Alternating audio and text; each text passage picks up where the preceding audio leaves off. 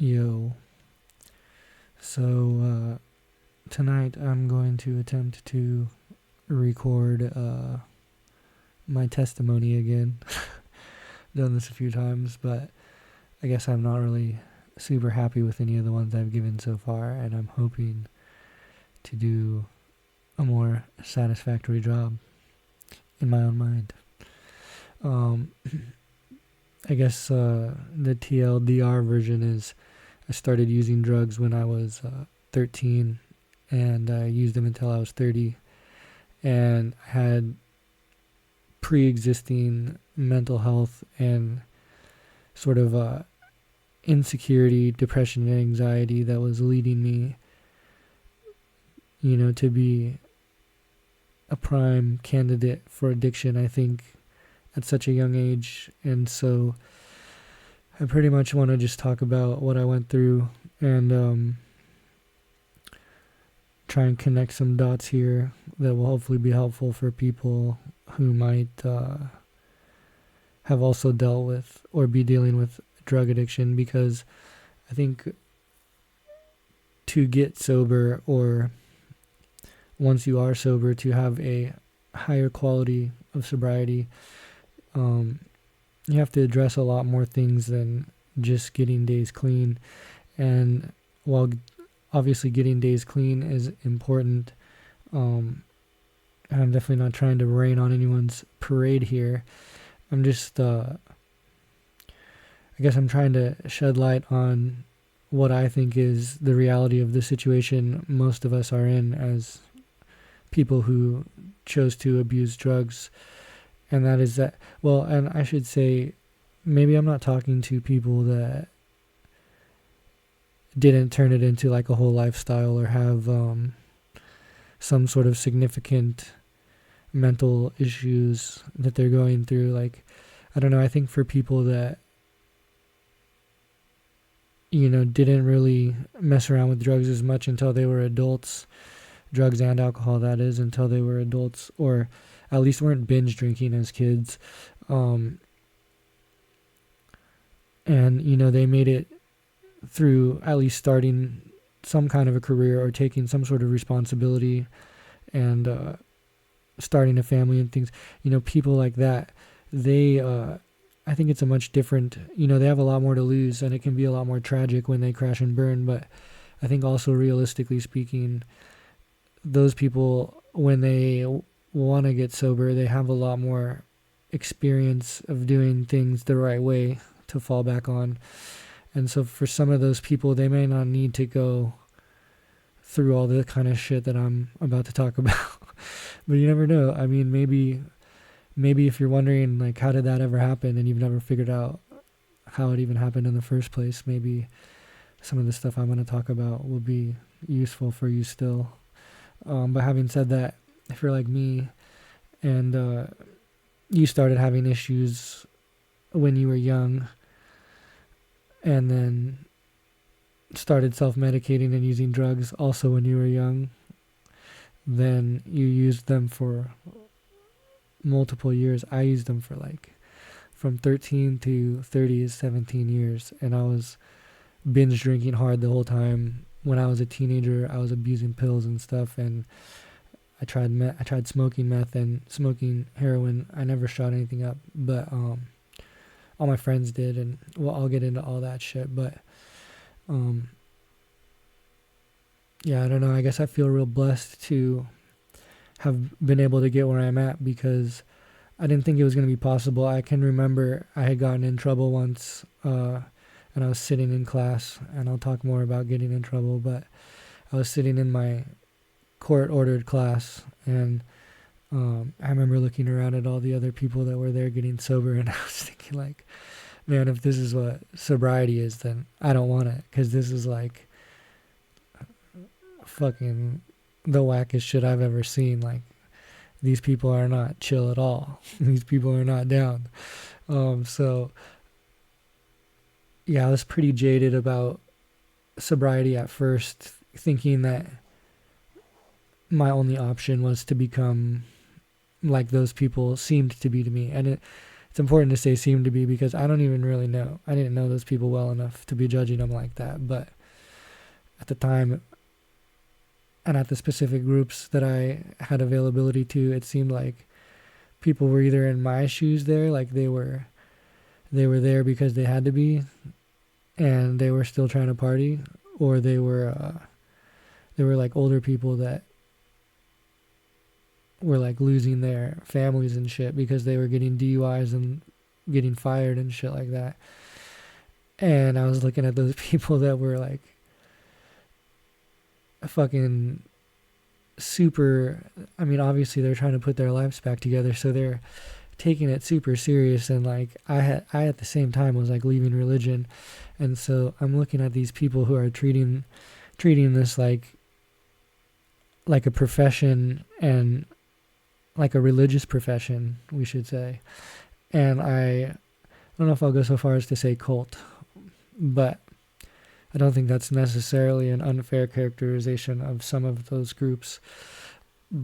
But needless to say, I chose to continue going on my own journey. And looking back on that, I'm not sure if it would have been easier maybe just to stick to AA and do what was already known.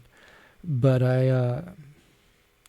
maybe maybe these quotes I was reading was actually affecting the way I was acting way more than I give them credit for. There's an Emerson quote that says, go where there is no path and leave a trail. And it's funny, you read stuff and it's obscure and you're not exactly sure what it means at the time, but you're like literally acting it out. I don't know, I definitely didn't consciously decide I was going to go fucking go the hard way, but that's definitely what happened. So yeah, I think a lot of the stuff that they teach in AA and NA is correct. And I think, the phrase that they say, it works if you work it, I think that's probably true.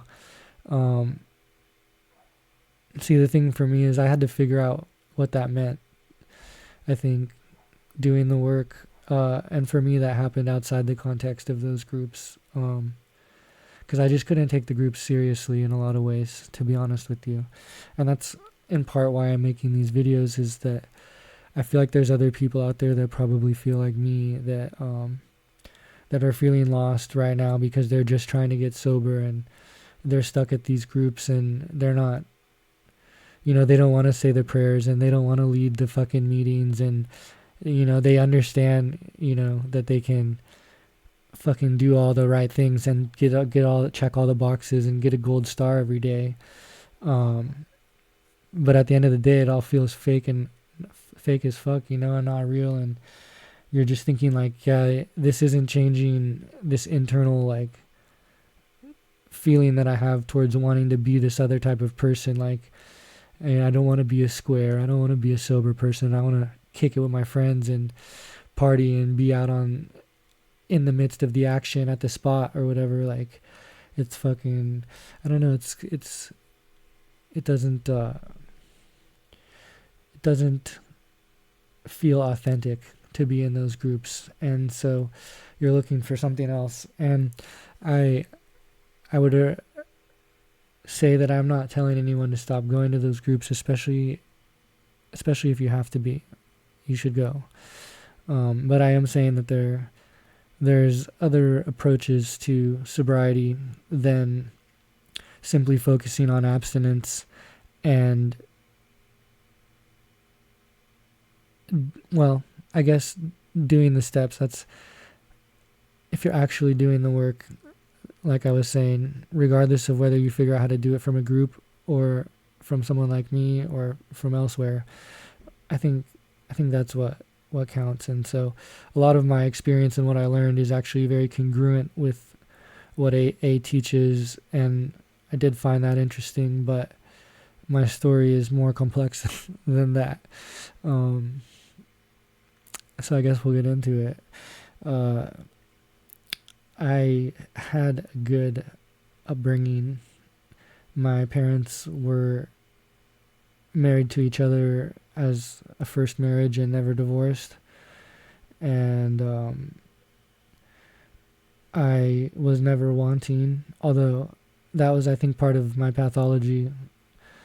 Started when I was young, and I could see in the world that it was very important to have status symbols, I think through TV and even probably just being young at school. I don't know, I always had a very keen eye for detail, and I would notice differences in quality and certainly name brands and other things like that. And I think a lot of people do notice that kind of stuff, but I like hyper fixated on it, and I felt very like ashamed that, you know, my parents, even though they could afford stuff that was fine, like, I mean, we usually did our back to school clothes shopping at JCPenney, which is above what a lot of people do. You know, a lot of people are at like Walmart or Target. JCPenney isn't that far above Target, but I feel like it's probably at least one notch above Target. JCPenney's is like around Macy's, maybe one level above Target, one below Macy's. I don't know. Anyways, we we still had good stuff, but because I was wearing Lee pipes instead of Jinkos, for example, I was fucking pissed. And you know, that kind of shit really got to me, and it made me feel, and I know this sounds pathetic looking back on it, but I'm talking about myself being in like elementary school and shit, and like it really did make me feel like less of a person.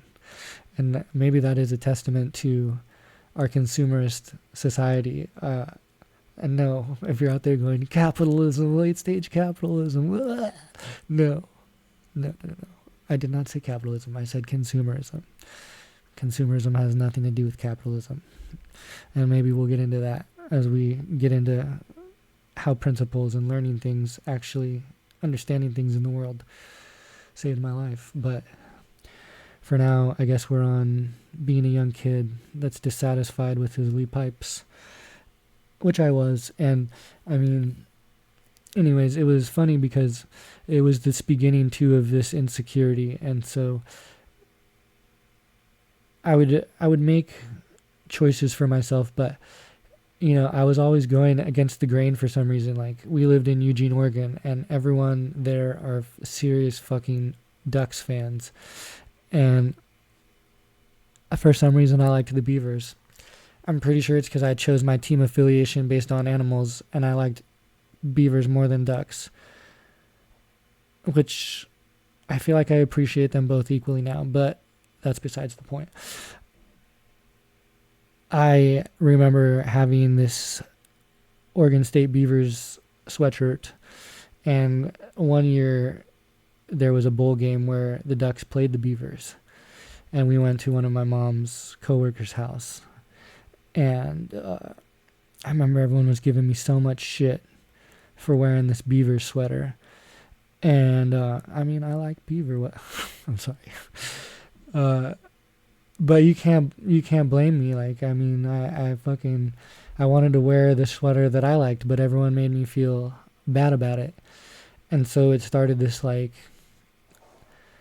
I don't know, you start telling yourself shit when you're a kid, and you don't know how to articulate, like, oh, hey mom, like I've started to tell myself this crazy shit every day because no one liked my sweater. Like, I mean, maybe depending on how conversations go, like maybe that shit comes up. But for me, I remember telling my mom once I felt like I was fucking not one of the cool kids because we didn't have a video gaming system. I was real sad about that. And it was funny, she did end up getting us one. But yeah, it was just constant materialism that was making me feel, and it was even when it came to like sports and shit, it was like if I couldn't get the glove that I wanted, or I couldn't get the bat it was just one thing after another. I wanted to be in karate, but we couldn't afford the fucking karate classes. And so I don't know, there was just this weird,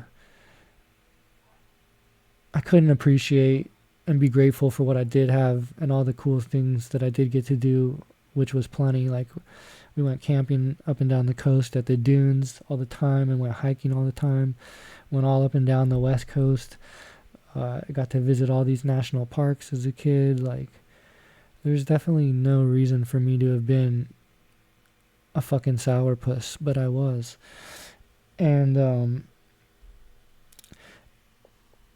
on top of that, I at some point in kindergarten, I remember, I think it was even like, yeah, it was like, it had to have been like kindergarten or first grade.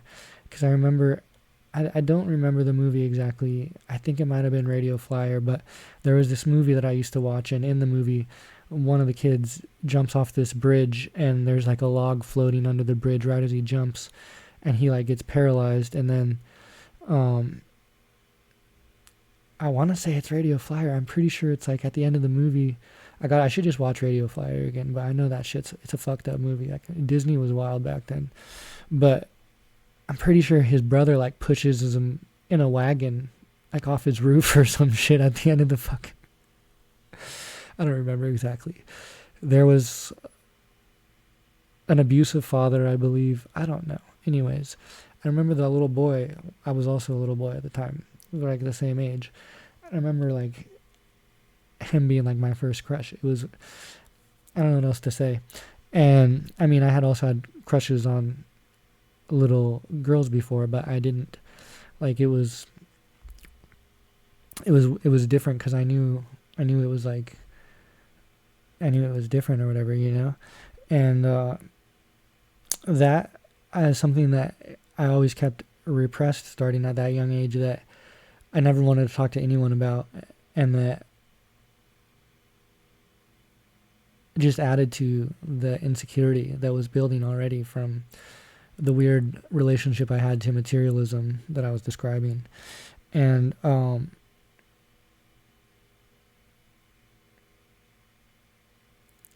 don't really know.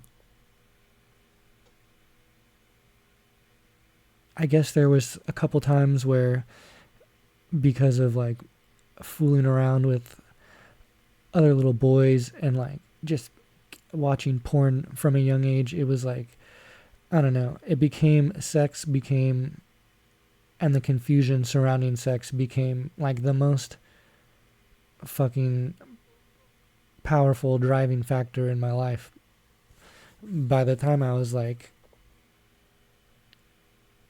I'm fucking in middle school at some point, definitely by 8th grade.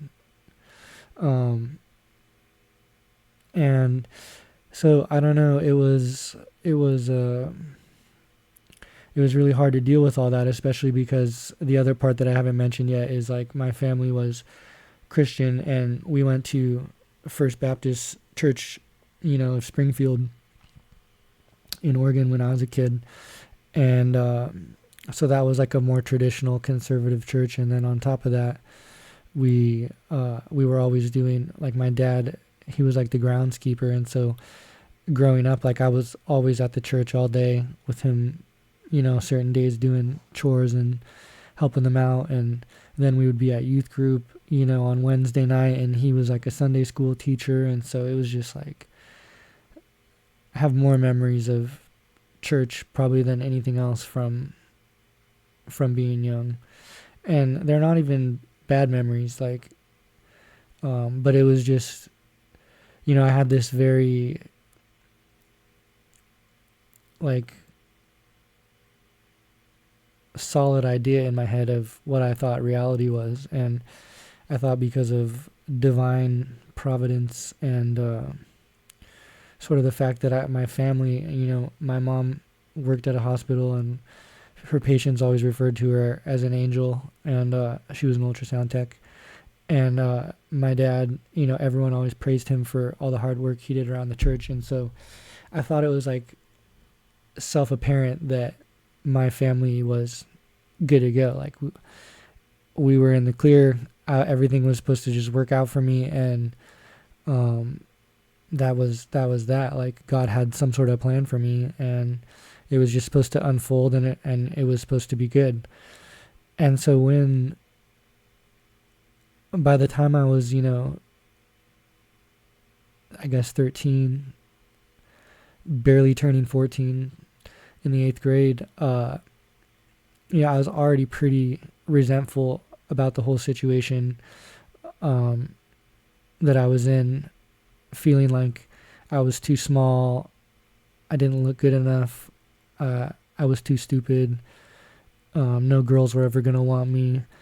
I was confused about liking boys, and like it was it was tough. It was very hard for me already by the time, when I was in middle school. Definitely by 7th and 8th grade, which I had moved from Oregon to Southern California that summer too, which that was a whole culture shock as well. So I'm sure that had something to do with it. I had some very close best friends that we moved away from, and I made more close friends that lived on my street, and so I had friends, but it was I don't know, things just weren't the same in Southern California. And like, I went from a school that probably had the entire student population was probably the size of like, the 6th grade class or the 7th grade class at my new middle school in Southern California. So it was different for sure. So yeah, I was just not in a good place already, even though outwardly I was constantly happy. I was trying to be funny. I was definitely trying my hardest to make things happen, but I hated myself really already. I hated myself in a lot of ways, and I guess the other important thing to mention from this time frame is, so there's two important things. I smoked weed for the first time at a snowboarding trip in a cabin in 8th grade, and that same year in 8th grade,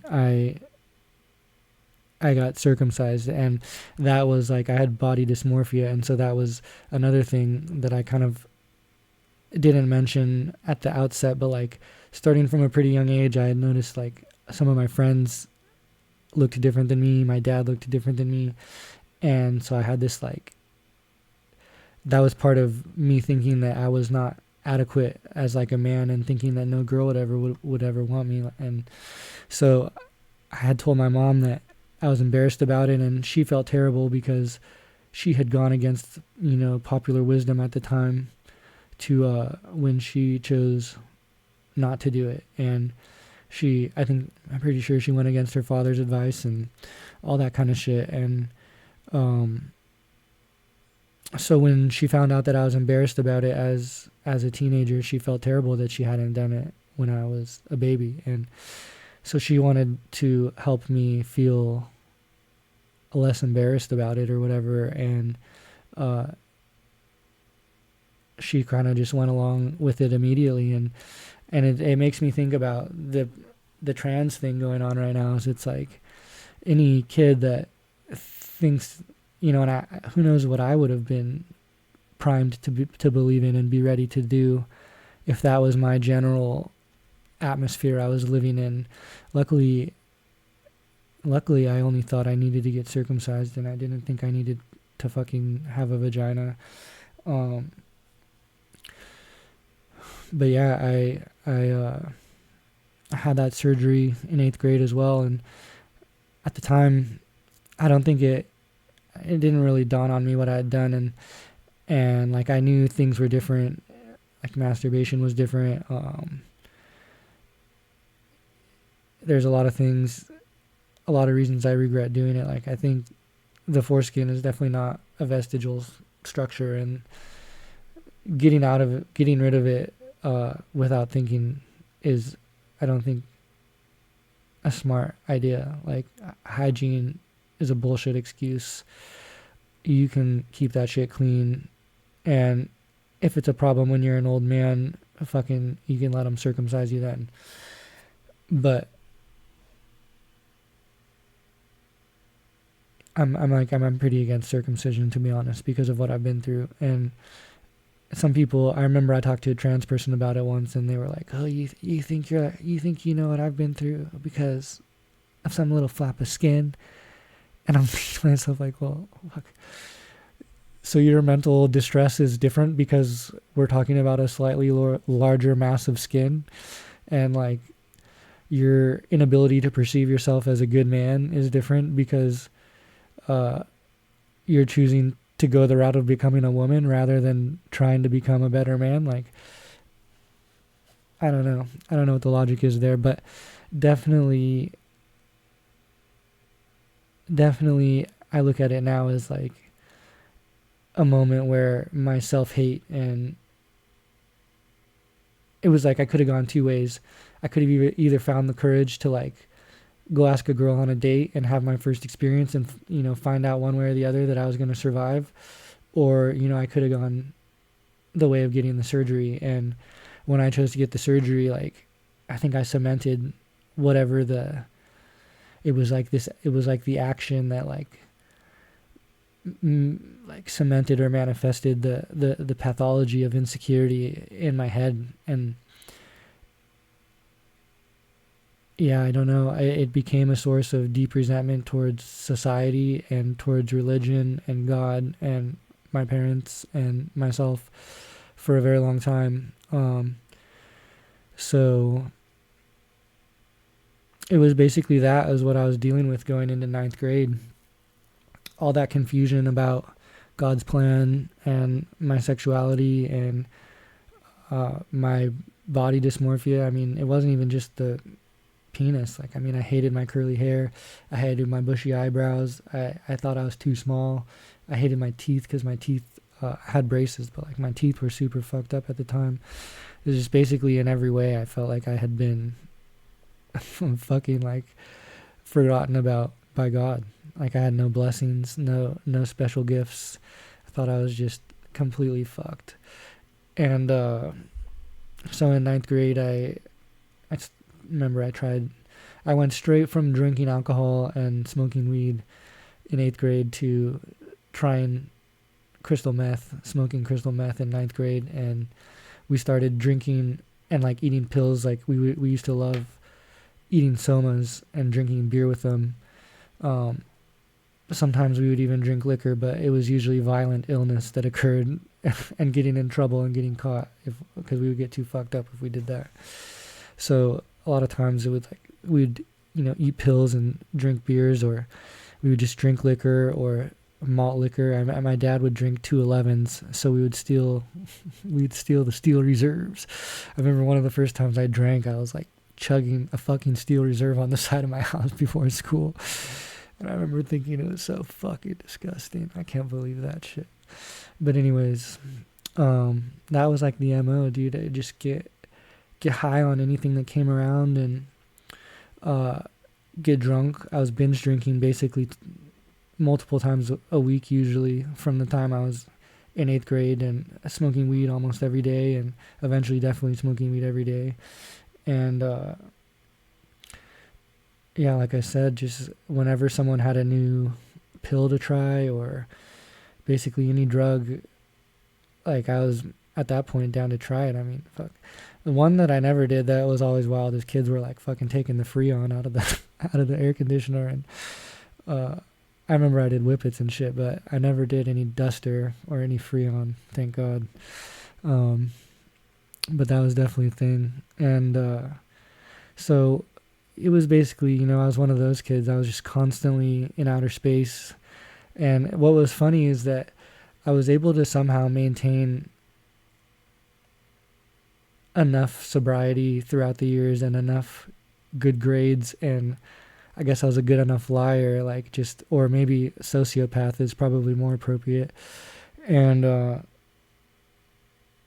don't know, I flew under the radar for so long, and I didn't really get in trouble until I was like 17, and I had taken, and that was the other drug that I abused, probably because a lot of my friends got into opiates, and I never liked opiates as much, but I was super heavy into Xanax. And I remember we used to be snorting Xanax. Someone tried to tell me that you don't get fucked up when you snort Xanax, but I can say from experience that you definitely do. I don't know what kind of Xanax you guys are doing these days with your fucking counterfeit pills and shit. You probably just don't get fucked up from those, unless they've got the right amount of fentanyl in them, right? Fucking weirdos. But yeah, the old school Xanax was all prescribed, and it didn't matter if it was a blue football or a little pink one or a fucking Xanny bar or like a fucking green Hulk. It didn't fucking matter.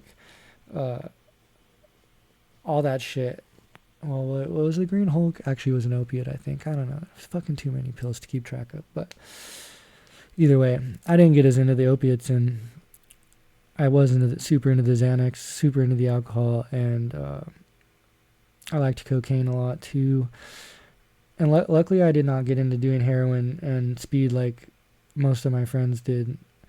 But anyways, so I was on Xanax, and I had taken like 6 of the 1 milligram blue footballs, and I threw a brick through the front, like the front door of the Carl's Jr. In my town. And I went inside and I took the display full of the cheesecakes and cookies and all that shit. And I don't know, I just left the store with it, and I ended up getting in trouble for that. I got 3 felony counts for like vandalism and breaking and entering, and I don't know, I think, because I mean, I stole fucking cookies, so I don't think it was an actual, it might have been like a theft charge, but I don't think I guess maybe burglary or some shit could be a felony. I don't fucking know. There was 3 of them though. And I'm probably lucky in some ways that the person that was with me was an adult, because I was a minor and he was an adult, even if it was only me being 17 and him being like 19. But they held him responsible in large part for a lot of the things. And I'm not sure. I think he had already had gotten in trouble or something, which is maybe why, I don't know if he got to do a deferred entry of judgment or what, or if because he was an adult, he had to do some jail time, or I forget exactly what happened with his story. But for me, I didn't have to do any time. I had a deferred entry of judgment and like a year's probation. And so that was how I wound up for the first time in those classes, was for my DEJ. Like I had to go to classes for outpatient, like two or 3 times a week, I forget. And then I had to go to AA and NA meetings a certain amount of times or whatever on a card. And that was the beginning of, I have to say, learning to think differently, I suppose. But that was more in the classes at the outpatient program, not from the AA or NA classes. And in large part, it was like just learning about some of the physiology, like neurotransmitters and hormones and the way that drugs affect them. And it starts to give you the ability to think a little bit about what you're doing to yourself and how things are really working. And granted, I didn't really care about that at the time, especially not in the way that it relates to overall health and nutrition, but it was still making the wheels start to turn a little bit, you know? And I made it through somehow. I think it was mostly because my PO knew that he couldn't send me to prison for 3 felonies. Like, I don't know, I'm 130 pounds and 5'7" now. Like, back then I was like, maybe, I don't even know if I was fully grown. Let's call it 5'5", 5'6", and like 110 pounds, maybe 120. And yeah, I wouldn't have survived in that situation. I would have been destroyed. And so thankful that because I don't know if I really ever passed the drug test once. Like, I just couldn't. I don't think I understood the gravity of what it would have meant to have to serve time for 3 felonies. And so like I just couldn't stop smoking weed. And I don't know, I just fucking loved it too much. It was the only thing that allowed me to escape from my mind, which was, like I said, completely complicated and a terrible place to be. So I was like, maybe, yeah, I don't know. I guess the thought of being in my own mind and dealing with my own shit was more scary than whatever I thought would happen, you know, if I had to go to jail. I don't really know. I mean, I probably would have ended up at like youth authority or something. Or, I mean, yeah, because I was 17 at the time, but I was turning 18, so like, who knows? But luckily I made it through that, and I was still just doing the same shit. Like nothing had changed about me. All my friends had started shooting up though. Like fucking, they were doing like speedballs and starting to just get worse and worse. And so I had this friend that he invited me to move to Mammoth Lakes with him, and I was like, all right, then definitely let's get the fuck out of here. And I had never really heard of it, but I liked snowboarding and been a skater my whole life, so I was like, yeah, let's fucking go there. And I think in a lot of ways Mammoth saved my life. I learned how to have fun and just live again via snowboarding and hiking and fishing and having friendships with people that were all there kind of in many ways doing the same thing as I was. So it was a fortuitous place for me to end up. That's for sure. And it's funny because the one time that I did go see a therapist, like I was way too guarded. Like I was not going to be honest with that guy, and I knew everything in my life to definitely not talk to him about, and everything that I could safely mention to make it, not sound that bad or be reasonable or whatever, and it was funny. His advice was that I move to a mountain town. He was like, you just sound like a young man that needs to figure your life out. He's like, yeah, a mountain town would be a great place to do that. And I didn't even think about that. Like, and when I was making my choice moving up there, I didn't realize that until years later. I was like, fuck, that one guy told me I should move to a mountain town. So big ups to that dude. I forget his name, but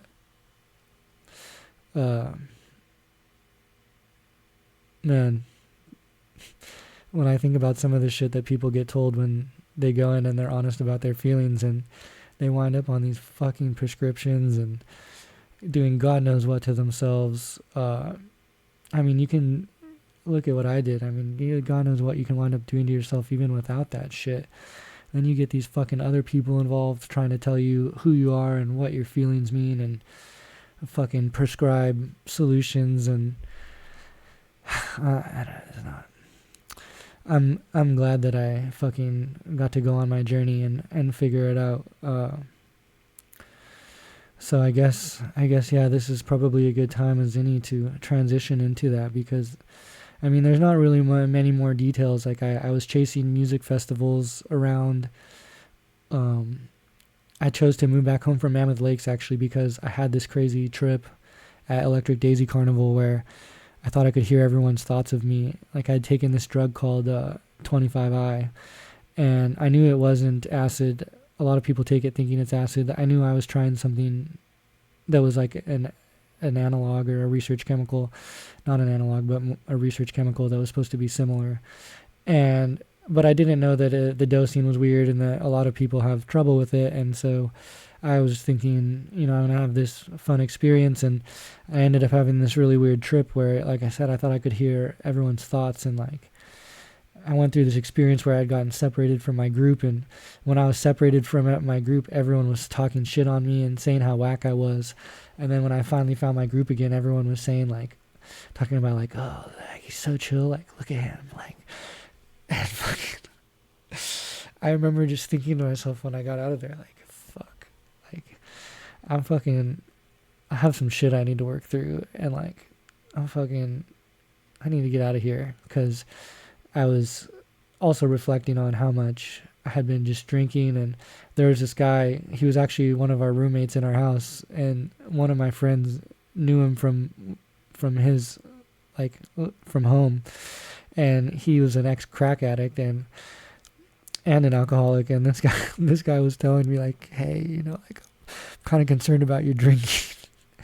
And I remember thinking like, fuck, dude, if Jay's telling me, that's kind of concerning. And I was just constantly drinking until I was blacked out, and I'd pass out and just be fucking unresponsive for hours. And yeah, it's not good. I was just constantly doing dumb shit and putting myself in bad situations and saying things that I didn't mean, and just being obnoxious and an idiot, and I thought if I moved home that I would immediately sort of just get my life together, and unfortunately for me, it took multiple more years of chasing music festivals and fucking around. I remember the first time I ever took acid. I remember I said, "Show me the real God," and that's like a fucking be careful what you wish for, like opening Pandora's box moment, because I went on this journey through fucking the New Age and all different kinds of spirituality and mysticism and shit, and I wound up being, I was like 27, 20. I was basically, it was from like 27 leading up to turning 30. It was like a process of, I guess, learning, everything I could in an attempt to forget the person that I thought I was. And I thought by pursuing all these obscure things, that I was differentiating myself in some way from the milquetoast sort of drab American traditionalist Christian lifestyle. Like, I was so edgy and out there in my music festival world, like it was so novel, like as if any of the stuff I was discovering hadn't been around since the 60s, and obviously well before then, but amalgamated into the New Age hippie music festival scene of America. And there are some aspects of it that are valuable, 100%, and I cherish those to this day. But for me, I realized, at some point that I had built, my life on all this stuff that I thought was based on love, and in reality, at the bottom of it was resentment for my own culture and, like I said, my own society, the religion I had been raised in, my parents, and so it was all this resentment and rejection at the base of what I thought was love. And I remember at the time I was thinking, like, I can't have love if it's predicated on hatred and resentment and the desire to be the other, and that was the thing. And it's funny, since then I've heard fuck, what did you say? I wish I would have had this quote on deck. It's perfect for this. Something along the lines of fuck. It bothers me. I know it doesn't matter because none of you even know what the fuck it is. So it's like I can say anything as long as it makes sense. But in my head, it's like there's a huge, because what I'm trying to say doesn't sound to me like nearly as good as what the quote actually is. It's from a Razor Fist video. But it's essentially this idea that if you exist to be diametrically opposed to something that you hate, that you actually aren't anything at all. Like you aren't your own unique personality or person or anything. You're just this. You wouldn't exist, right, if it weren't for the other person that you hate. And so when you realize that your personality is, completely predicated on this desire to reject all this stuff that in reality you don't even understand, it's kind of mind-blowing. And so that's what was happening to me. And I finally was like, one of the big things that was happening to me at that time that was making me realize this stuff is that there was two.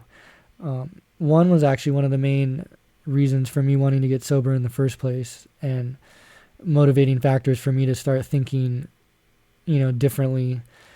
Even prior to that trip at EDC, it was one of the things that was leading into that trip actually that was also heavily on my mind at the time. But I was so confused because like I couldn't get any of the girls that I liked to like me. Like it seemed like girls didn't like me, and the girls that did like me, that I could hook up with and everything, were, girls that I wasn't into as much. Like, and so I didn't and it made me resentful. Like the girls that I wanted were like these pretty, well put together girls that had a lot to offer, and then the girls that I could get were more like me, that were kind of a mess. And I think it made me resentful, like, you know, because in a lot of respects I was probably infinitely worse than them, way more of a fucking whore, way more of a drunk, like way more of, you know, all these things. But you're looking at them and you're thinking all these things, and I had this moment of clarity where I was just like, you know, like, you're probably way worse than them, and you have no business judging any of these girls, and the fact that you do means you have a problem. Like that's, you're never going to be able to have a good partner that you can, you know, love and respect, and she'll be the only girl you're looking at if, you know, this is where you're at. And like, I don't know, the porn thing is definitely toxic too. I know it's a whole nother tangent that I'm not going to go on, but like between the porn and then, because I was so embarrassed, like my sexuality, and I wasn't able to talk to anyone about it, the only way I was able to explore it was like from strangers on the internet, essentially. And so there was just an incredible amount of shame surrounding that as well, I should say. Like, and that started when I was like 17. So it was, you know, I was thinking to myself, like, oh, you're fucking out here, like, meeting people off the fucking internet. These people are probably, like, you know, they've had, like, a handful of boyfriends that they dated and shit, and you're out here trying to fucking judge them for being too willing to sleep around or something. I was like, you're a fucking idiot. And that wasn't to say that I didn't hook up with them, but it was just, again, I think it made me just feel resentful, because I thought of myself as a much different type of person, and like I should have been able to attract a much different type of woman, and the fact that I couldn't was just constantly a reminder of like how much I sucked, like in my own opinion.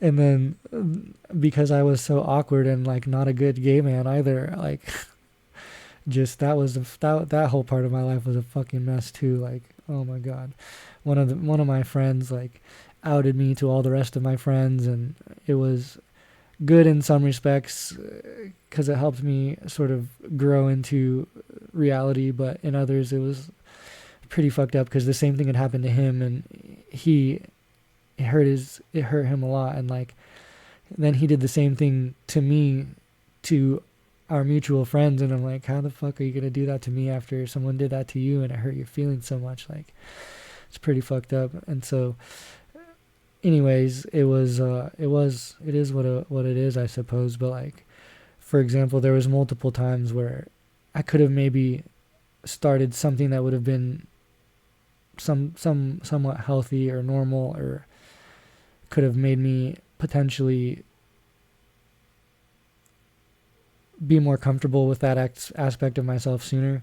I had to sort of struggle through it the whole time until I sort of just was able to come to terms with it, almost more philosophically than anything else, because most of the sex I had during that whole phase of my life was not very gratifying. Like, there's a few times that were definitely good, but a lot of them were just so like desperate, and like involved being so drunk, and it was just, and I had so much shame of it. It's like, it was just not good. And on top of it, I was so resentful about not being able to be able to date girls that I liked, that I was just pissed off about the whole situation. And I was literally asking myself, like, does this mean you're gay? The fact that like you can't get the girls that you like, or you can't figure out, because it was weird. Like, if I didn't have a crush on a girl, I could talk to them just fine, like become friends without even trying and everything and blah blah blah. But then I was always like friend zoned, and I was just like, oh, you're so cute, you know, like da da da da da, fucking. And so I was just, how the fuck is this consistently happening to me? Getting like, maybe I'm just too dumb to see that I'm like not bisexual and I'm like fully gay, and maybe this is just programming making me think I'm supposed to be straight, and I was doing acid this whole time too, and like fucking, so I was constantly thinking in very strange ways. And so I just quit at a certain point, and I had I don't know. I just had bad luck with girls. Every time I liked a girl, it was like I did something retarded that it was like made me look bad or something, or was way too clingy. Like I remember, I used to think like that the way that you got a girl to like you was that you had to basically she had to like you enough to hook up with you at like a party, and then if you were able to like make her come, like if you could make her squirt, then fucking she will date you. And so of course, being inexperienced and drunk and like never really being able to date because all the girls I was trying to date, it was like that situation. So you're only ever having these one night stands anyways, and you're never really learning what girls actually want. And so you have just these fucking weird, bad sexual experiences that, and it's funny too because the whole experience of hooking up with guys over the years made me realize how awkward most guys are in those scenarios too. Like, I don't blame women for for the way they feel, to be honest with you. The situation is grim, to say the least. And going into a gay bar, it was a bisexual bar actually. It was called the Abbey in LA.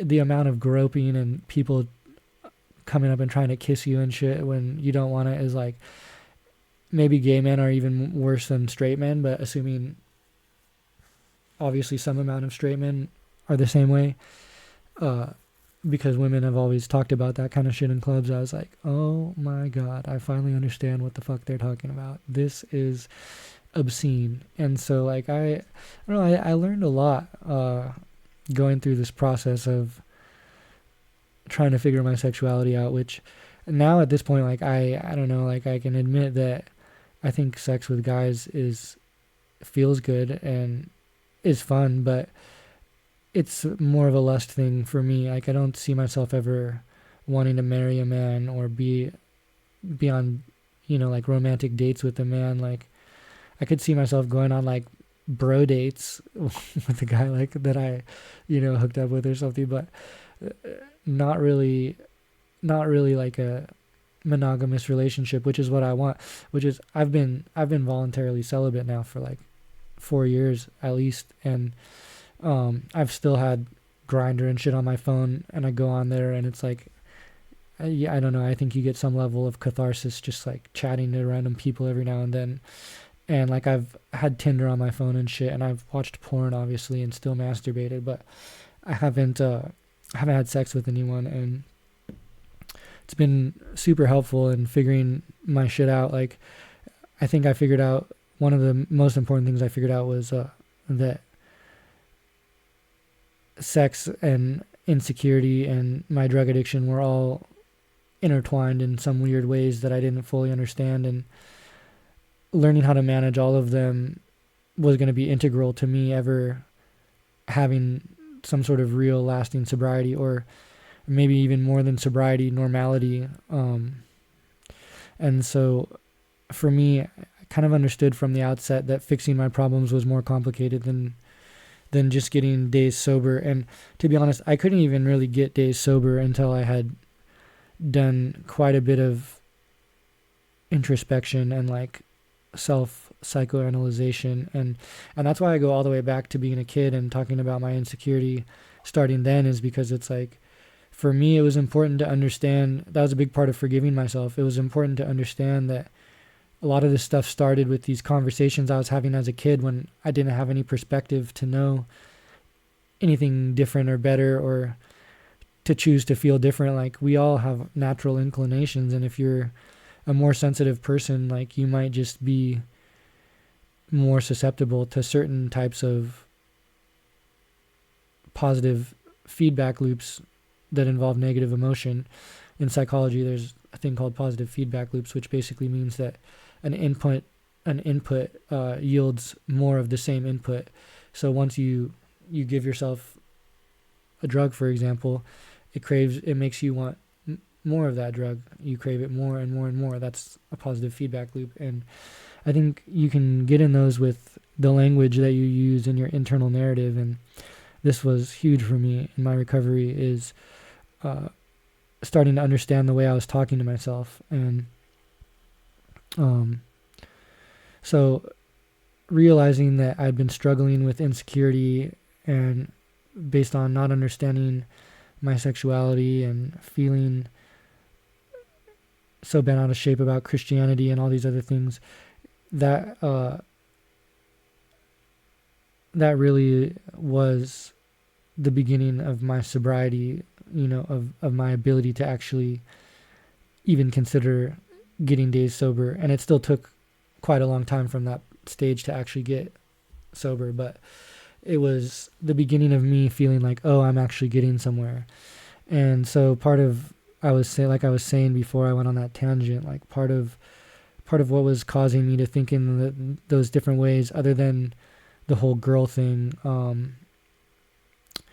the other tangent there, then hopefully that I don't derail so far on, is I realized that I thought I loved my parents, but I didn't act like I did. And I was, I would say I love you, and I thought I was a good son that loved his parents or whatever, just because that's what I was supposed to be, I guess, based on superficial, outward, this is what our family has always supposed to have been or whatever.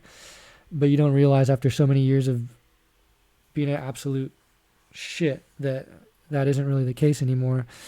And I realized that my parents had never done that when they gave me Christianity and when they tried to set boundaries for me and all these other things, that they didn't, even if in some ways they did make my life harder for me to understand myself, it was like that wasn't ever their intention, and they were giving me, what worked to the best of their knowledge. And so being able to forgive myself for the resentfulness and the anger that started in the childhood, and then also my parents, those two things were huge. And so that's why I had to lay out all that background, is like, if I had never figured out that I was so resentful from those things starting from such a young age, and that I was so backwards about my perception of reality with who I was and who my parents were, like that wasn't, that only had to do with me. It was my responsibility to figure that stuff out. And I realized, like, my parents, they don't have the ability or any magic crystal ball to tell me all the right answers and look into my brain and tell me what I need to hear, or, and it's funny because a lot of times my mom, for sure, she probably did a lot better job than a lot of people get. And still it was like, I don't know, I didn't appreciate it or even know what I had necessarily at the time. And same with my dad, like I was so resentful towards him because he would always just give me Bible verses and try to have like a solution from the church as being the most relevant or significant thing of concern for the matter at hand. And it just made me upset with him even more and more over the years. And so getting to the point where I finally let go of all that was huge. And the problem was that I was in this place where, like I said, I had gotten all these fragments of all this other religion and everything, and I didn't really have a solid understanding of, or spirituality, I should say, other people's spiritual and religious practices. That it's like the New Age is really like this weird mixture of like Hinduism, Buddhism, and like scientism and fucking probably a few other isms, who knows. But there are some people that fully dedicate themselves to one or many practices that they are super inspired by, but I think there's a lot more people that are just like the worst snake oil salesman ever, like way worse than any Christian you've ever met. And I don't even think it's fair to say that Christians are snake oil salesmen, because they at least are dedicated to their beliefs and trying to fully embody, their beliefs. And, a lot of these people that are at festivals are just not serious people. They act like they are, but their actions, over time, you see that they aren't taking themselves seriously. They aren't disciplined. They aren't dedicated. They aren't truly practicing what they preach. And I know a lot of Christians are that way too. But I would say I've overall, maybe I'd say in a lot of cases with Christianity, it's just people that are confused. And I think in the New Age it is too. But I don't know, something about the way that so many people like promised that they were going to have the answer for me. And then like you're like this broken person that's literally ready to die in all these different ways. Like, and then they're like, if you're willing to join the workshop and it costs this much and blah, blah, blah, blah, blah. And it's like, oh, I see. So you weren't actually my friend. This was just a sales pitch. And it happens so many times. And it's like in Christianity, at least, people will genuinely share their beliefs and, what they've been through and how their lives changed without expecting you to pay them for it. And I always thought that was something that was very interesting about the New Age, which granted many of them are, trying to make a career or whatever, and I get it. But certain stuff I feel like, and in certain situations, you should be willing to talk about for free. And then other ways you can monetize yourself, like if your business practice depends on desperate hippies that are willing to pay $200 for a group, then I don't know. You should at least be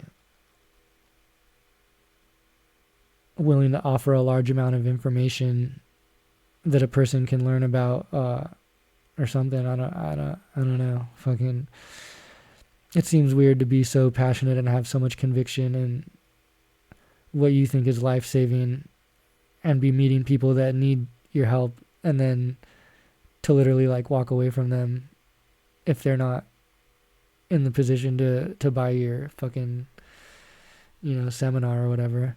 But either way, because I realized that I was personally not one of the people that was taking things super serious, and I tried to for a little bit. Like I actually learned a lot more than probably a lot of people do, but ultimately it's like, okay, are you going to go move to, a sustainable farm where they're doing permaculture and volunteer for 6 months? No. Are you going to dedicate your life to some kind of obscure healing practice where you got to build a brand and hope that, you get popular enough to, on social media or whatever, to constantly stay busy? No, even though I would like to do that, but like, it's, I don't know. It doesn't seem realistic. I'm just gonna share everything I've figured out and hope that it helps people. But and for me, I'm like, I want to have a solid, stable career. Like I'm looking at becoming an electrician right now because it's like,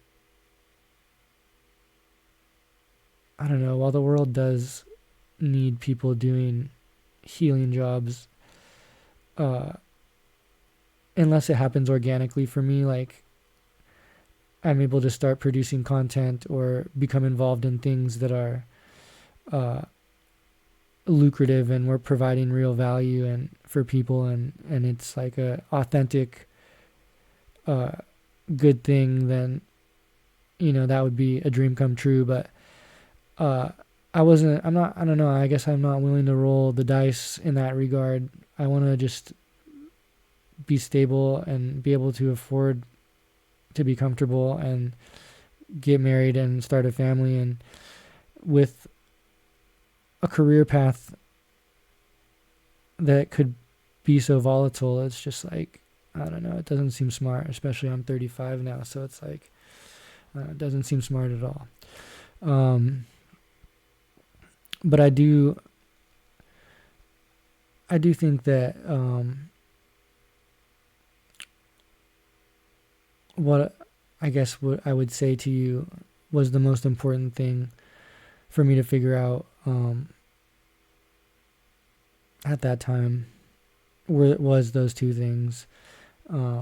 Those Once I was able to start forgiving my parents and myself, the rest started to follow. And I guess that was I guess this is as good as time as any to get into this.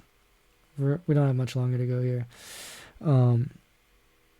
This part where this is what really led me to getting sober, is because I had made all these realizations about myself and about the way I was thinking and how I had all these problems, but I didn't really have any solutions, and I actually hated myself worse than ever because I realized what a shitty person I had been for so long, and how I had betrayed my parents' love, and how deep of a hole I was in to prove that I actually did love them, or if I could even prove that.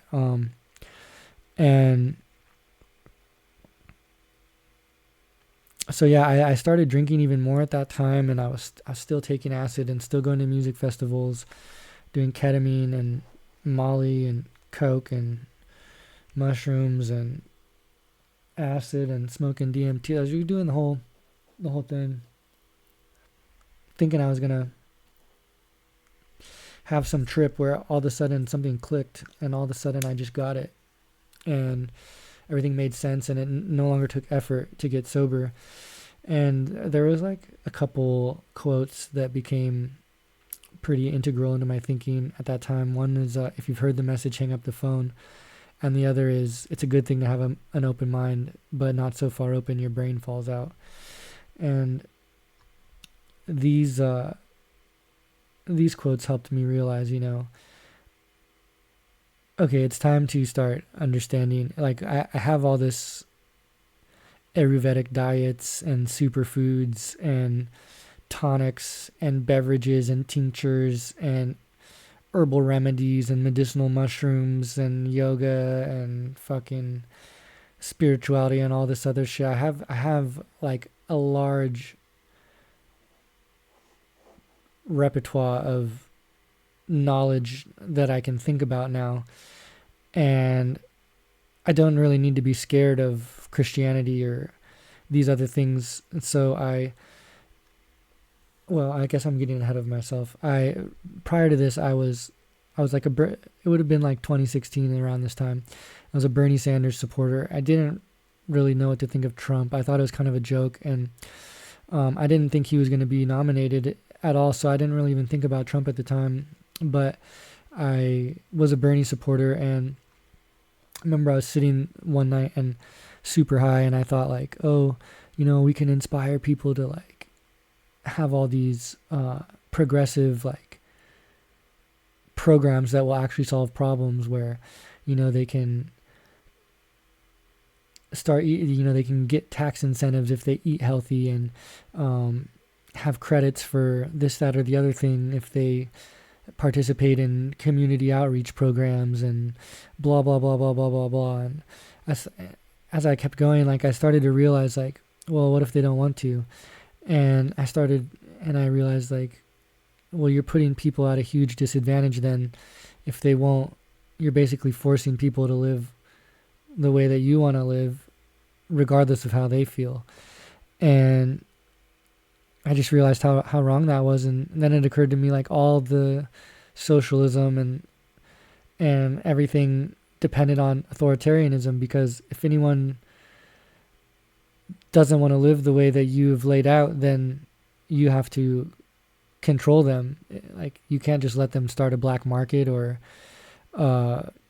do things that you've told other people don't work or are dangerous or can't compete with what you have to offer.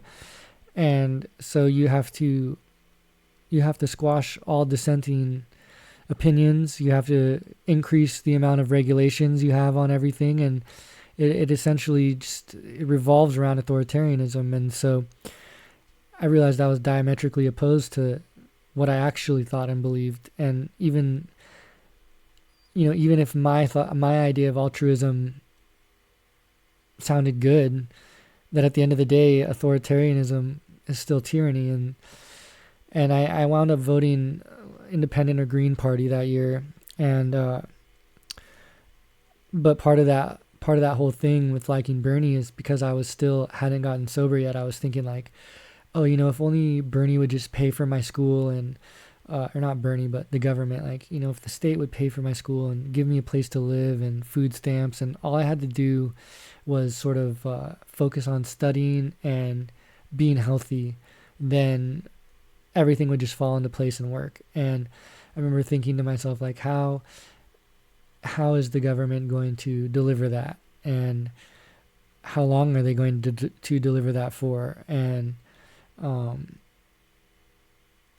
essentially how is that actually going to change the way you feel? Like, I was starting to realize that the way that I felt was more complicated than just not having stuff. And like, what are they going to give you that's actually able to make you feel different in your heart, And I realized that they couldn't give me anything. There's nothing that the state could give me that could fundamentally change the way that I felt. And that I had already been given so many opportunities and so many things. It's like, what makes you think that now, because the state's giving it to you, that all of a sudden you're going to change? Like, and I realized, like, not only is the state never going to deliver any of this to you to the standard that you are imagining in your head, but how long are you going to wait? And that was when I realized, like, there's no option to wait the however many presidential terms it's going to take before we get enough of this shit passed through to make it work. Like, and so yeah, I realized personal responsibility was the answer. And so I started telling my friends online that, and they said, oh, of course you'd say that, you're a privileged white male. And so this is when I truly left the left, is because I was like, you guys don't care about any of my mental health or anything I went through. You're not going to ask me why I feel the way I do or what's up. Like, you're not even concerned. Like, you're not even going to say, hey, what's up? Like, are you okay? You're kind of talking crazy here. It's just straight to like, oh, you're a privileged white male and you must be racist and you're fundamentally motivated by hatred and blah, blah, blah. And I had never heard any of that shit before. And so at that point in time, I thought like, oh, I'm going to become like this libertarian that can out-debate both conservatives and liberals. And I'm just going to be this like fucking like phenomenon that can just out-debate everyone on every topic or something. It's like literally what I thought. And so I was like, it's like, I'm going to reverse engineer all these conservative arguments. That's how I thought I was going to do it. And so I finally actually started listening to conservatives. And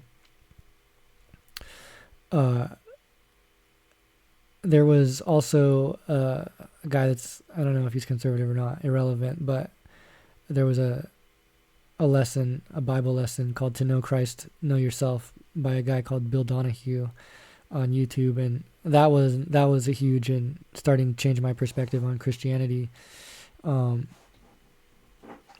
But when it came to politics and all that other shit, believing, what I was just explaining, I realized I needed to, like I said, try to reverse engineer the arguments. And so I thought by listening to conservatives that it was going to be a very easy thing to do.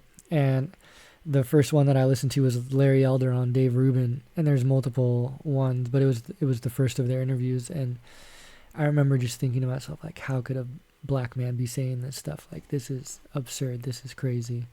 And screaming, I turned it off multiple times, like just yelling and being frustrated, and then telling myself like, oh, you've got to like listen to what he has to say. Like, this is the whole point of it. If you don't listen to what he has to say, then you're not going to be able to reverse engineer his arguments, and then this is all pointless. So I keep listening, I make it through, and I listen to this thing multiple times. And it's funny because he was really only creating narratives which, whether you believe they're true or not, is meaningless. It doesn't matter whether or not you agree with him. He was just talking about crime statistics and explaining the way that he thought they were relevant to the narrative, I should say. And he basically just destroyed most of what I was thinking in my head. And I was realizing that all of my thoughts were based on assumptions and that I didn't actually know what I was talking about. And so it was the beginning of me. I started saying like, I'm undereducated, over-opinionated, obnoxious, and rude. That was my label that I came up with for myself. And I was like, because I had been yelling at so many people on the internet for so long, and I was like, oh, fuck, dude. Oh, man, I look so dumb. And so I kept doing this process, and it led me to Jordan Peterson, and that was when everything really changed for me. And at the time, he didn't have as much political stuff. You could get through all of his Bill C-16 stuff that existed on YouTube within a couple hours, probably. It's like a handful of interviews and his own personal videos on the subject. But he had all of his lectures were posted from Harvard and University of Toronto. And so once I had heard him, I started listening to his lectures, and just listening to him talk about archetypes and in us also more so than, well, it was like his maps of meaning lectures are about like evolutionary psychology, and then his personality and its transformations lectures are the ones about like archetypes and Jungian psychology, where he's using like Pinocchio and other videos like that. He might use them in his maps of meaning class as well, but I think the two subjects overlap to a certain degree. But just learning about psychology and to some extent the development of neurophysiology and hormones and things, it was fascinating. And I'd been through junior college and learned about anatomy and physiology and nutrition, and so I was starting to put together my own plan for like how I thought I was going to save myself, because I was like, I don't know if it's even possible to ever feel good again. Because I like I said, I had so much confusion surrounding who I was and what I was going through that it wasn't clear to me that I would ever be able to feel okay. And on top of that, it wasn't clear to me that I would ever want to not be using drugs for that reason. I was like, I'd rather be high than just fucking be sober and feel that way. Like, at least I can be high and feel that way. And so it was when I started to realize the power of the reality of what I had said, that personal responsibility was the answer. It was when I was listening to Jordan Peterson and Sargon of Akkad and Stefan Molyneux and basically the whole intellectual dark web, the tunnel to the alt-right, as it were. It was just blowing my mind. It was like, I can't believe this whole time I've thought that all these people were just lying and full of shit, and meanwhile they've just actually been serious people that were trying to get shit done, and they understood that there's not very many ways that you can actually achieve shit in the world. And so in order to do that, you have to be pretty strict about your adherence to certain principles and morals and ethics and things. And so you're learning about natural law, when you're learning from some of these guys about the philosophy that America was founded on and the logic that undergirds the Constitution and things. You know, you're learning about rights and responsibilities, and for me, what I was realizing is that I wasn't free. I wasn't free when I was addicted to porn and had to watch porn and masturbate and had to do drugs and all this other stuff. Like, I wasn't really the one running the show, and you convince yourself that you are because it feels good and you're the one seeking it, right? Or you think you are, but in reality, when you think about what you're actually trying to get done in life and all your failings and all these embarrassing moments and shit, you realize you're like, oh, I actually, like, I haven't been achieving what I thought I was with these drugs. Like, sure, I've had a lot of fun, and I've, it's felt good along the way, and there's been like some very gratifying experiences, but for the most part, I've been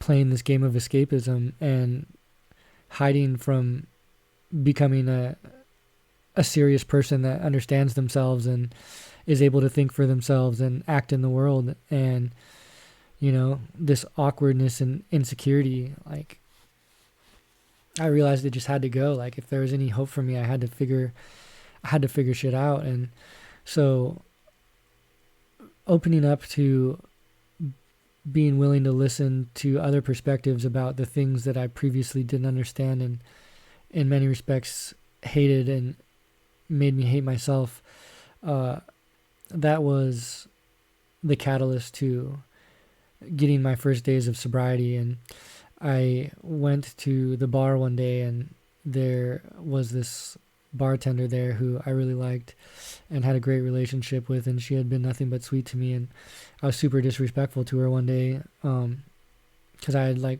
misinterpreted a situation and was just a dick. And I walked out of the bar that day, and that was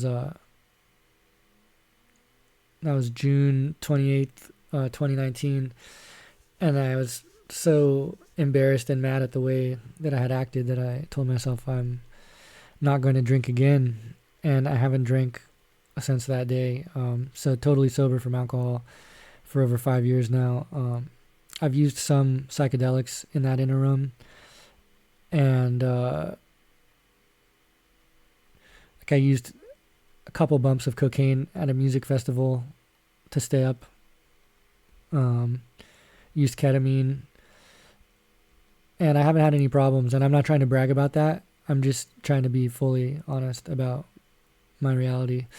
And to me, it's meaningful because the desire to want to stay sober and to reaffirm that when I've done those things, that I don't want to go back to that lifestyle, it makes me feel like the mental perspective shift and change is more meaningful and real. And so,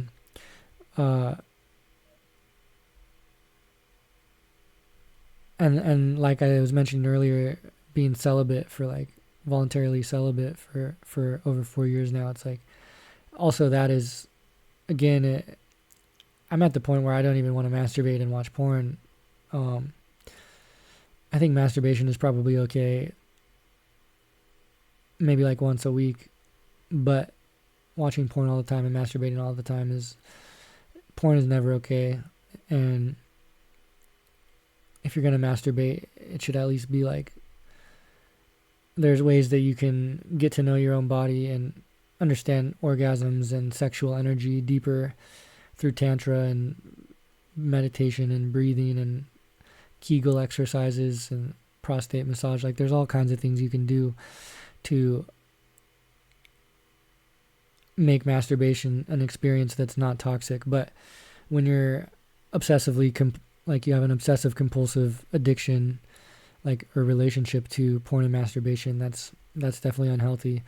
And so it's like peeling back layers, you know. And alcohol was the most important thing that I quit immediately, and cocaine probably too, which I'm pleased to say that the only times that I did do it, it was really not,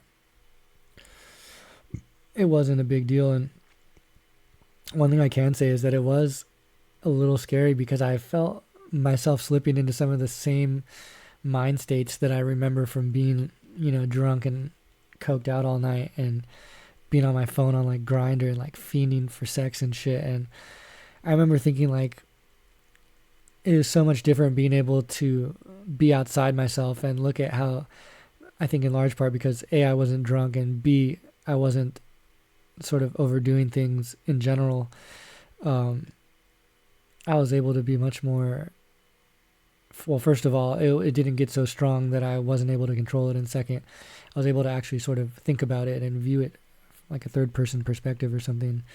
And so, yeah, I just totally reaffirmed that, you know, drugs I think could be useful and have their place. And I don't think you need to consider yourself an addict or your recovery failed if you use a drug. I mean, if we're being honest, you'd have to consider yourself failed, you know, if you're addicted to cigarettes or energy drinks or mood stabilizers or basically anything other than just raw dogging reality, then you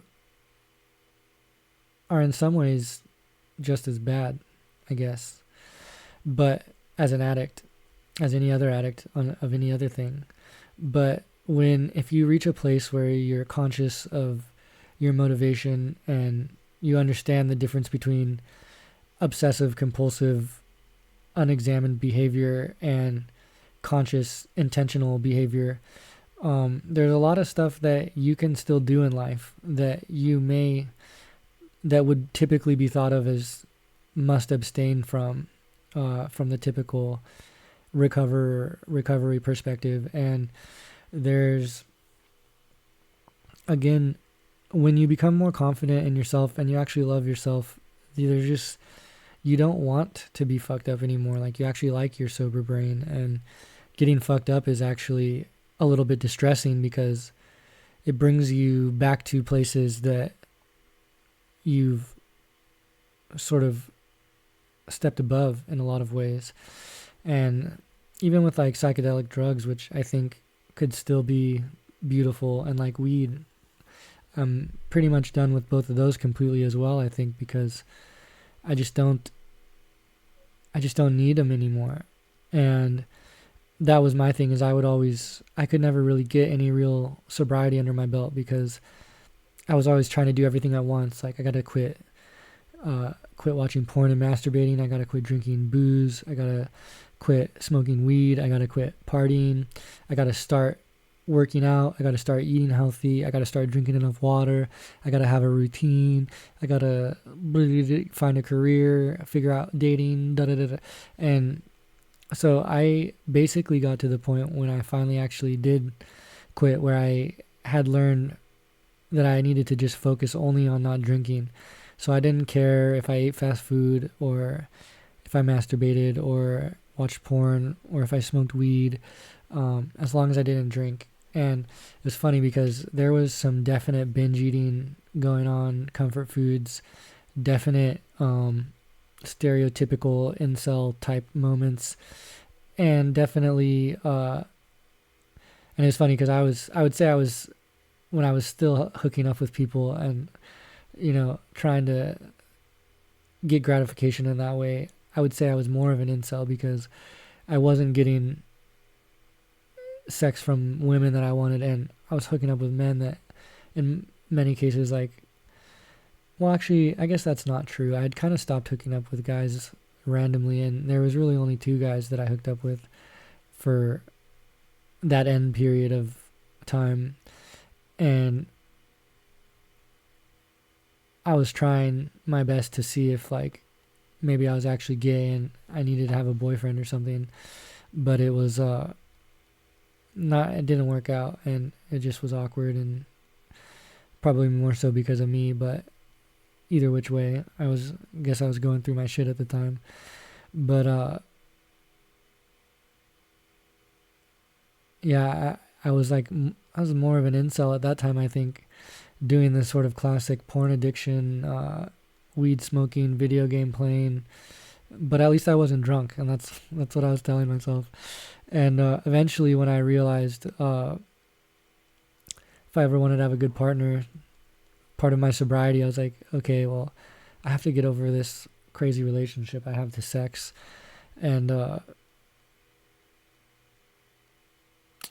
when it comes to a lot of my goals, I feel like the way that I smoke weed all day, I think I'd maybe just be better off not smoking weed too, because it's like, if I'm being honest, I used that to manage my emotions instead of pharmaceuticals because I abused pharmaceuticals for so long, and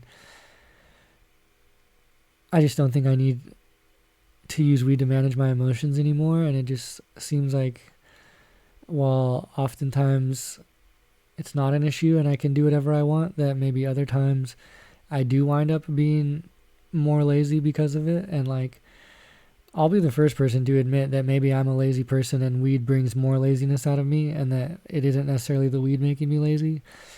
But having said that, I don't want to be a lazy person, and I am trying to learn how to be more motivated. So I think for now, I need to learn, because I've done in the past year, I've quit smoking weed twice for 2 months, and it was actually desirable both times. And then I don't even know why I started again, but like, I think I've come to terms with the fact that I just don't need to be spending resources pursuing weed anymore.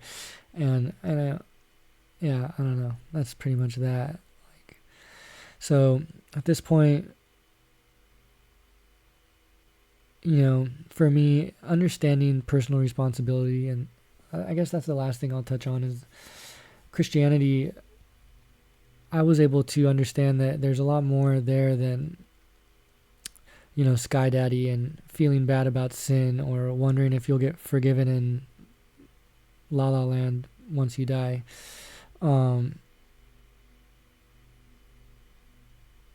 And so for me, once I started realizing, like, there's this idea of a panopticon that C.S. Lewis is talking about, and I'm actually not even sure why he mentions it in Mere Christianity. I have to assume it's somewhere along the same lines of where I've taken it, but I did not finish the book because I was on a run at the time when I was listening to it, and I heard him say it, and I had to just stop listening to him and think about it, the one thing he said, and I don't think I ever finished after that. Like, I, for some reason, never turned it back on. But he mentioned the panopticon, and he was explaining what it was. Like, it's a prison where all the cells can be viewed from one central point, but no one knows when the guard is looking at them. And I sort of realized, like, Christianity itself is a or maybe I should say the teachings of Yeshua. Morality itself is a panopticon. Principles themselves are a panopticon. And the thing is it's not God. God is looking to see if you're being a good guard. It's you that's the guard. And you have all these prisoners, and those prisoners are different aspects of yourself that could become manifest in the world, and it is incumbent on you to keep them locked up. And so you have this moral framework that is able to watch all aspects of yourself, almost at once when they don't know that they're being watched. And then things start happening, and if you have your moral principles there, you're immediately consulting your moral principles. And when you start thinking from principles rather than emotions, it changes your ability. Like, you're no longer a slave. Like, when you think from emotion and you act from emotion, you feel like you have to do the things, and then oftentimes you're left feeling like, I don't know why I did that. I don't know why I acted that way. I don't know why I did that thing. I don't feel like I'm the one who made that choice. And when you start thinking from principles, you realize, like, that you weren't making those choices. You were allowing outside forces to manipulate your brain, and you were in a way possessed. And so I think a lot about, like, the 7 deadly sins and the 7 heavenly virtues and morality, and the function of it is that the 7 deadly sins are all aspects of human nature, and they can possess you in different ways and become manifest in different ways. And so those are all the different aspects of yourself that you're keeping locked down. It's all the various different ways that you can become possessed and manifest these pathologies in reality through negative emotion, greed, lust, envy, sloth, etc. And morality is a framework by which, if you apply it correctly, you will control all those things and keep them at bay. And the result of doing that is you will then have the freedom to act from your own desire, your own choices. And And some people might say like, oh, well, what if it's your desire to do bad things or whatever? I would say that you have an improper moral framework installed and improper principles installed, and you may be in alignment with what you perceive as your most truest self or noble truth or whatever, but the reality is that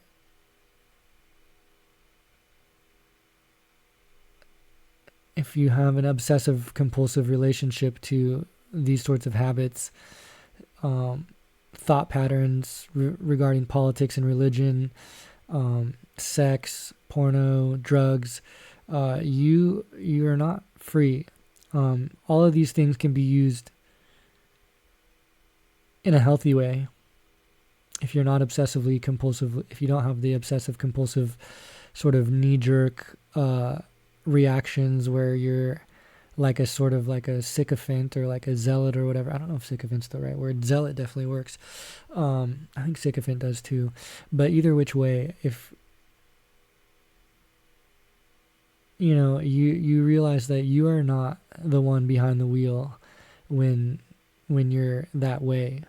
And that's what, you look at what the modern left has turned into, and it's like it is a mob of possessed people who are completely unable to think or speak for themselves. They have to say things based on, and this is what I was doing for so long. It's like you have to say things based on the reality that you need to project and what you want other people to believe is true about yourself.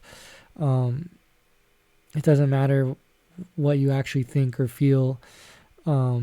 As long as the thing that you're saying makes you feel good, you'll believe that is your truth. Again, in large part, it comes from being the opposite of the things you hate and rejecting the things you hate. And so it's real easy to go down that path and think that because in your mind your actions could only be altruistic because they're aligned against the things that you see as being the most evil, toxic things in the world. You don't see yourself becoming that evil, toxic thing. If you stare into the abyss stares back. It's very easy for that to happen. And so anyways, the principles are what allow you to check yourself, and that's why you have to have faith in them, is because you don't always know. Like, sometimes it's hard to be honest, for example. You don't know that being honest is going to be easy. Oftentimes it's not easy. It gets you in trouble, right? But if you have faith that being honest is better than lying, that the ultimate outcome of honesty, even if it's difficult, is better than the ultimate outcome of lying, you have faith every time that you choose to be honest. You're having faith in that principle. And you say, I know I could lie, but even though this is going to be rough, I'm going to be honest here. And the more that you do that, the more that it becomes clear to you why honesty was the right choice, even if it was hard. And it's funny because sometimes you feel like you get the short end of the stick no matter what. And you still have to just accept it, I guess. And if you have faith in the thing, you realize that that's part of it, part of part of understanding, and that even if you've had some failures while trying to do what you thought was right, that on balance, like, it works out. It works out better. And I guess the other thing that's hard about that is it's so easy to be like, oh, I've been honest all throughout my life while other people just lied, and I've gotten screwed left and right, and everyone else just always gets away with it. And I don't know, that's like a personal perception thing. And first of all, I don't think you actually know that everyone always gets away with it. And I don't think that you actually know that everyone's always lying. And I don't think you actually know shit about fuck. And so to be so convinced that you are entitled to lie now, when you have all these insecurities, all these shortcomings, and all these things yourself that are causing you to project and judge other people, project onto and judge other people, it's not so obvious that you're not like the liar and manipulator in the situation. Um, but yeah, I don't know. It's getting late. I'm starting to ramble now. This has been a weird testimony. Like, I feel like in some ways it's my favorite one that I've given, and in other ways it's like incoherent and rambling. Um, I guess to take away at the end of the day, I think doing the hard work to actually address your mental health and the root of the cause of your addiction is exponentially more important than counting days sober. And it's really hard for people because, like I said, when you finally get honest with yourself and admit sort of that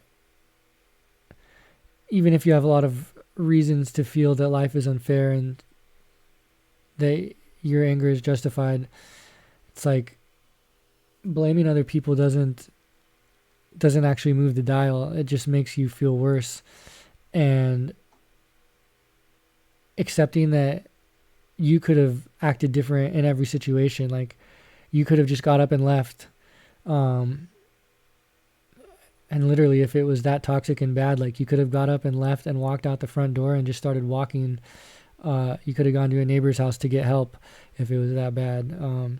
You could have found a way to call like unless you're literally bound and tied in someone's basement, like an actual victim of physical punishment like that. I mean, it's like, even if you are, it's like any chance that you had to alert someone, a teacher, or like you could have done that and you chose not to. And I get it. Life is tragic, and it was tragic for me too. And that's why I didn't want to talk to anyone about my shit and blah, blah, blah, blah, blah. And how could you blame a victim? And and I'm not blaming a victim. I'm just saying that for you as an individual, if you realize that you made yourself a victim and that there's plenty of people in this world that, for example, there was like black gay men with AIDS that were alive in a time where fucking the Klan was still pretty prevalent in lots of towns, and they lived proud and made something of themselves and were even legends in their respective communities and things. And it's like that kind of stuff is fuck, I forgot where I'm going. I'm definitely getting too tired to finish this. Fuck. That kind of stuff is completely different than, I don't know.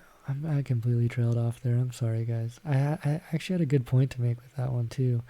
Fucking gay guys that. They. Well, it was something about how hard life actually is.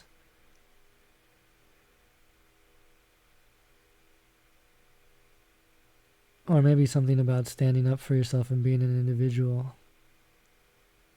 I don't fucking know. It doesn't matter. I'm clearly too tired for this shit at this point. Anyways, I guess the concise single take home for the end of this video is that forgiving all the things I was blaming and taking responsibility for my own emotions rather than blaming other people for the way that I felt. That's what it was. That just there had been gay guys living proud, like gay black men living proud since it was not okay to be gay or black. And so like it's possible for anyone to choose to not give a fuck and not need to think in frame of like needing validation, being a victim, needing acceptance or any of that. And yeah, I mean, for me as an addict, that was huge, is coming to terms with, like I said, my emotions and my sexuality and I guess to wrap that tidbit up, I don't really want to date guys, so I don't want to hook up with guys because I want to find a wife. And now that I've been voluntarily celibate for so long, I'm proud about the idea that I could tell a potential future wife, that I've been a good boy, for lack of a better way of putting it, and hopefully, they'll be able to respect that journey, and that'll be good. And I'm open to the idea of potentially still being able to be bi or whatever, depending on who my wife is, and if it's even possible to be swingers and be healthy.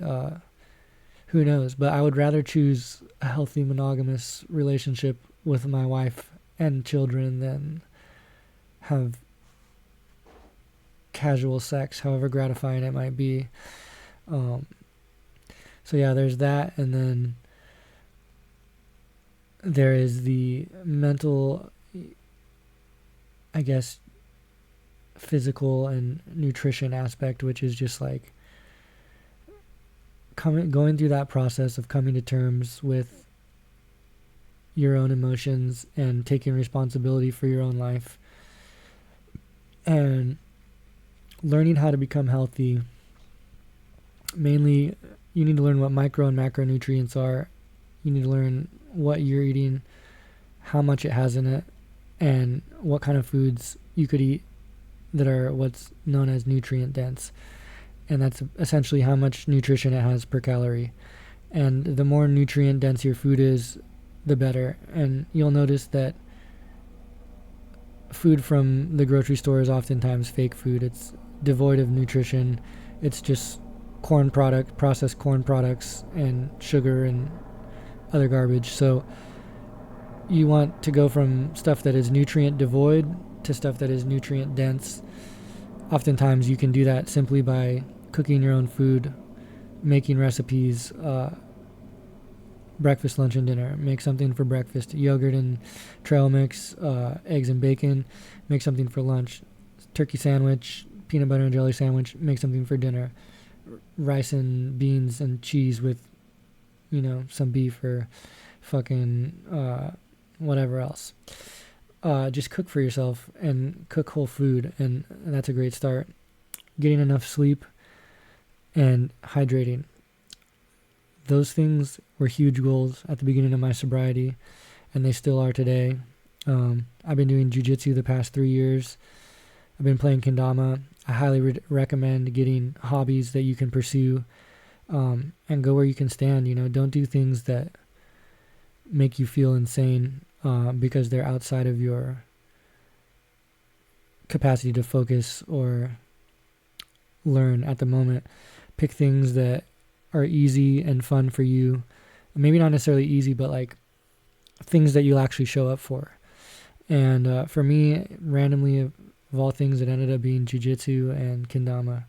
And so yeah, work on your hygiene, work on your family relationships, work on your nutrition, work on your hobbies. Notice 2 things I didn't say are count your days or focus on a career or focus on a relationship. Put yourself together first. Once you have learned how to change your heart and mind, and not only learned, but gone through enough time, enough days of just living life, applying the lessons until they click and gel and feel real, could be years process. I mean, some people could do it faster than other. Some people might self-sabotage themselves. I might be doing that, thinking, you always need to figure something more out before you can be okay.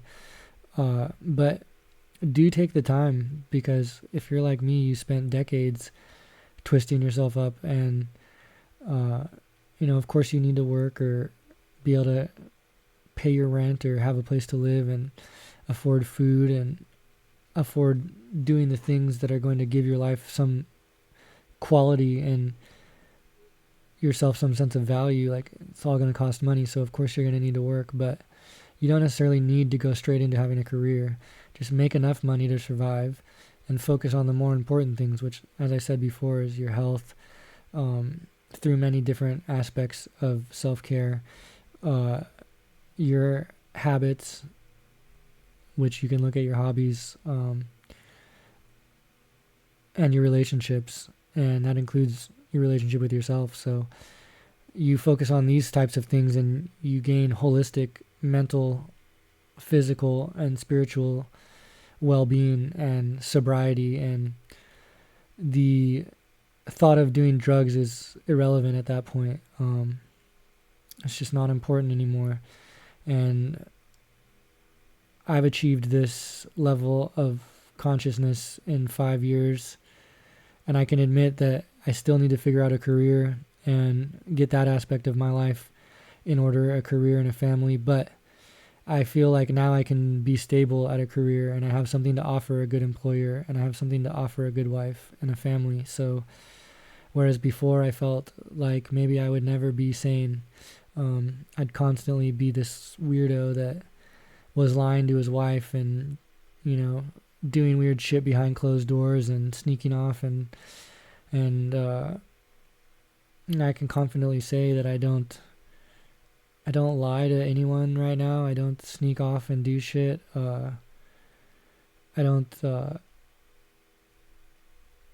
do anything other than focus on what's in front of me and what's important, which really is just work, my health, and my jiu-jitsu, and have some other various hobbies, reading and writing and making music and playing guitar, and things that I want to be spending more and more time on. But it's a gradual process getting to the point where you're like actually managing your time that wisely and able to figure out different ways to practice that don't necessarily take all your energy, and figure out when you can grind on things and when you can just take things easy and blah blah blah. Like, there's ways that you can do so much in your life and manage it all, and be content and happy and thriving, as opposed to feeling overwhelmed and like an underachiever that will just never be able to do the things that you want to do in life. But it's a process to get there, and it requires a lot of discipline. And I think that's what, at the beginning of this video, I said, I don't know what most people's view of sobriety is, but that I think that it's, for the true answer for us, is self-mastery. And I might not have said all that, but I was saying that I had a different opinion on what sobriety is, and that it was more complex than just days sober. And I think that's why so many people relapse or wind up being bitter, just don't have hobbies. All they do is work and are pissed off about their kids that don't love them enough, or they don't have anything to offer their community, and they're just, like I said, bitter and dejected and withdrawn, or they're just in relapse, or they're liars, or they're just addicts in different ways, and they're never really solved their problems, but they're at least doing things that are less self-destructive. It's like, if we actually want to fix ourselves, we actually want to feel good about ourselves, feel good about our lives, and be in a completely different state of mind and have a completely different feeling in our hearts, then it requires more than just counting days sober. And so I'm hoping I'll be able to make content that's more concise and about the different things I've done in regards to health and sort of the aspects of what I was talking about, like nutrition and hobbies. And hopefully through teaching and sharing what I've been doing, other people will get ideas of how they can do things themselves. And I'm hoping that if anyone does bother to watch this whole thing, that by explaining my thought process, and I'm not saying that you need to believe the same things that I, or come to the same conclusions I did about morality or Christianity or about fucking politics or any of it, but for your own benefit, to feel good in your own head, you need to go through that process of considering, like, maybe the reason I'm so bent out of shape is because everything I believe is wrong. And maybe if I listen to the people that I've been talking shit on and refusing to hear them out, I'll realize like maybe I've been missing something here. And you will realize that confirmation bias is a bitch, and that you haven't really heard anything anyone's been saying for a very long time if you're truly listening. And yeah, so with that, I hope you guys have a good night. It's a 2-hour fucking video, but I mean, I don't know. I feel like for people that just want to have background noise on that are into recovery, like, you know, you listen and you fucking hear some tidbits that make sense to you. And I don't know, if people can listen to like Destiny, for example, talk for hours, I feel like what I've done here tonight can't be too offensive, although it is somewhat offensive and unorganized, I have to admit. But I hope you've enjoyed it, and I'll be posting this on YouTube and Rumble. So depending on where you're watching it, if you want to watch it on the other one, find it there. But, you know, I hope you guys will consider that going through things like self-hate and body dysmorphia and getting surgeries and being disconnected from your family and from yourself and hating all the tradition, it doesn't have to stay, you don't have to stay stuck feeling that way. And you can definitely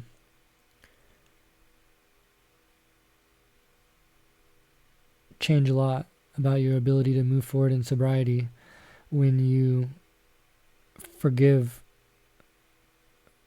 people for not being able to know all the right things to say to you, not being able to solve all your problems for you and figure your life out for you. When you forgive your mom and dad for shit like that, and when you learn that there's power in things like moral principles and Christianity that are beyond the supernatural and that apply directly to your ability to actually make decisions for yourself and be in control of your life, you can sort of understand why people take it so seriously, you know. People are trying to protect their livelihoods and their communities, and when they see moral decay causing people to become drug addicts and die on fentanyl and have multiple sexual partners until they feel empty and dead inside and forgo their entire lives because all they want to do is get high and fuck, I think you can see why they take it seriously. So maybe give it another try, and at the very least understand that it wasn't made to make you hate yourself. Even if you're not going to use it or live by it, understand that other people use it and live by it, and it's not all about manipulation or lying or being a white patriarch or whatever the fuck. That there's definitely more to it, and allowing that resentment to leave your heart and that hatred to leave your heart from the things that you don't understand that have caused you so much pain can be very helpful. And don't get it twisted just because you think you understand. That's what I'm saying about confirmation bias. It's very easy to think, oh, people are just scared and everyone wants to do these negative, bad things, but they hide behind Christianity and blah, blah, blah, blah, blah, and da-da-da-da-da. I mean, there's some truth to all that crazy cliche shit that people want to say, but the reality is that it's much deeper than that. And if you haven't taken the time to understand that, then you may always be left with resentment in your heart. So, good luck. Hope you guys have a good night.